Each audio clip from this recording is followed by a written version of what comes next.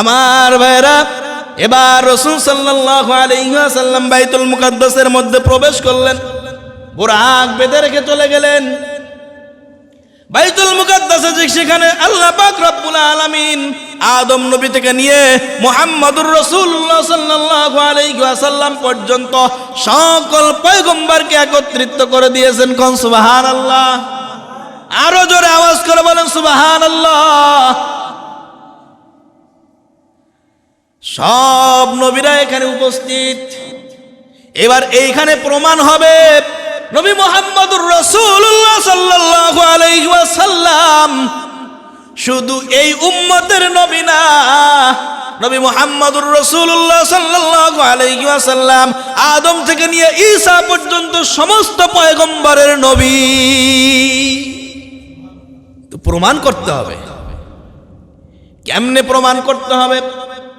এই জায়গার মধ্যে 2 রাকাত নামাজ আদায় হবে। এই 2 রাকাত নামাজের ইমামতি কে করবে? আদম আলাইহিস সালাতু ওয়াস সালাম চিন্তা করতেছে, আমি হলাম আদি পিতা, আমি পৃথিবীর জমিনে সর্বপ্রথম এসেছি, আমি সর্বপ্রথম মানুষ এবং আমি সর্বপ্রথম নবী। আজকের নামাজের ইমামতির দায়িত্বটা আমি পাবো। এটা আদম আলাইহিস সালাতু ওয়াস সালামের ধারণা। আল্লাহ পাক রব্বুল আলামিনের সিদ্ধান্ত ভিন্ন। হযরত দাউদ আলাইহিস সালাতু ওয়াস সালামকে আল্লাহ পাক রব্বুল আলামিন এত সুন্দর সুরলিত একটা কণ্ঠ দিয়েছিল, যেই কণ্ঠ দিয়া দাউদ আলাইহিস সালাতু ওয়াস সালাম যখন জাব্বুর কিতাবের তেলাওয়াত করতেন, আকাশের উড়ন্ত পাখিগুলো তার ঘরের চালের উপরে বসিয়া আল্লাহর কালামের তেলাওয়াত শুনত। এমন সুন্দর সুরলিত কণ্ঠ আল্লাহ পাক রব্বুল আলামিন দাউদ আলাইহিস সালাতু ওয়াস সালামকে দিয়েছিলেন। দাউদ আলাইহিস সালাতু ওয়াস সালামের জাব্বুরের কিতাবের তেলাওয়াত শোনার জন্য নদীর মাছগুলো, সমুদ্রের মাছগুলো নদীর কিনারায় চলে আসতো। দাউদ আলাইহিস সালাতু ওয়াস সালামের সম্প্রদায়ের লোকেরা, দাউদ আলাইহিস সালাতু ওয়াস সালামের জাতির লোকেরা সুবর্ণ সুযোগ মনে করে মাছ ধরতে লাগলো। মাছেরা অভিযোগ করলো দাউদ আলাইহিস সালাতু ওয়াস সালামের কাছে, ওগো আল্লাহর পয়গম্বর, আমাদের পক্ষ থেকে আপনার কাছে অভিযোগ, আমরা আপনার সুন্দর সুললিত কণ্ঠে আল্লাহর কালামের তেলাওয়াত শোনার জন্য আসি, কিন্তু আপনার কওমের লোকেরা, আপনার গোত্রের লোকেরা, আপনার জাতির লোকেরা, আপনার গোষ্ঠীর লোকেরা সুবর্ণ সুযোগ মনে কইরা আমাদেরকে ধরে নিয়ে বাজারে বিক্রি করতেছে। আমাদেরকে ধরবে, আল্লাহ তাআলা বৈধ করছে, ঠিক আছে, তবে আমরা তো এখন আল্লাহর কালাম শুনতে আসছি, এই অবস্থায় যদি আমাদেরকে ধরে, এটা আমাদের অভিযোগ।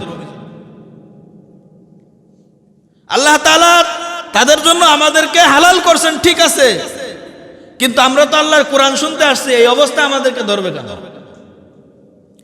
দাউদ আলাইহিস সালাতু ওয়াস সালাম আল্লাহ পাক রব্বুল আলামিনের কাছে ফয়সালা চাইলেন। কার কাছে? দুনিয়ার মোড়ল মাতব্বর নিয়ে বসে গেছে মিটিংয়ে, কি কন?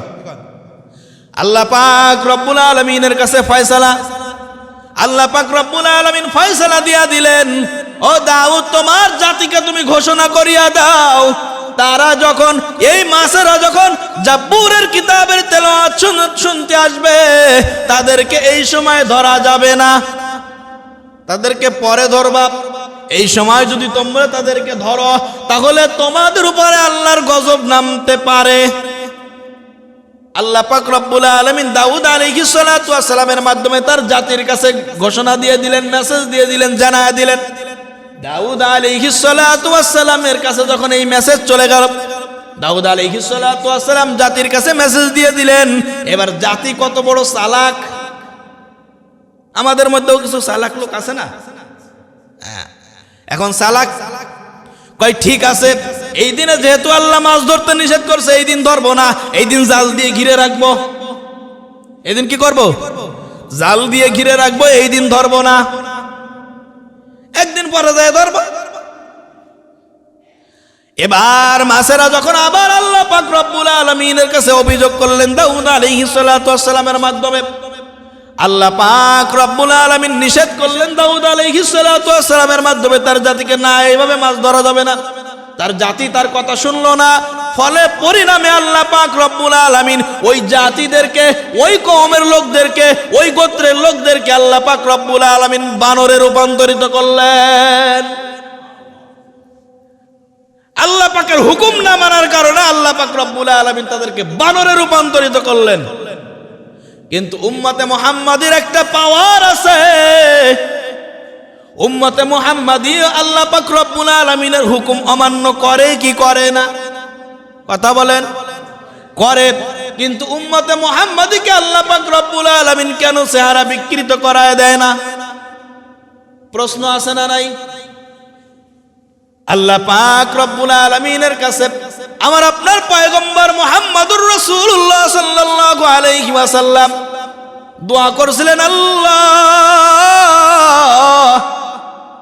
আপনি পূর্বারকার নবীদের উম্মতদের উপরে যেমনি ভাবে বিভিন্ন সময় বিভিন্ন আযাব গজব দিয়েছেন, এমনকি তাদের চেহারা বিকৃত করে দিয়েছেন, আমার উম্মত যদি এরকম ধরনের পাপ করে, অন্যায় করে, গুনাহ করে, আপনার কাছে আমার আবেদন হইল আমার উম্মতের চেহারা বিকৃত করা যাবে না,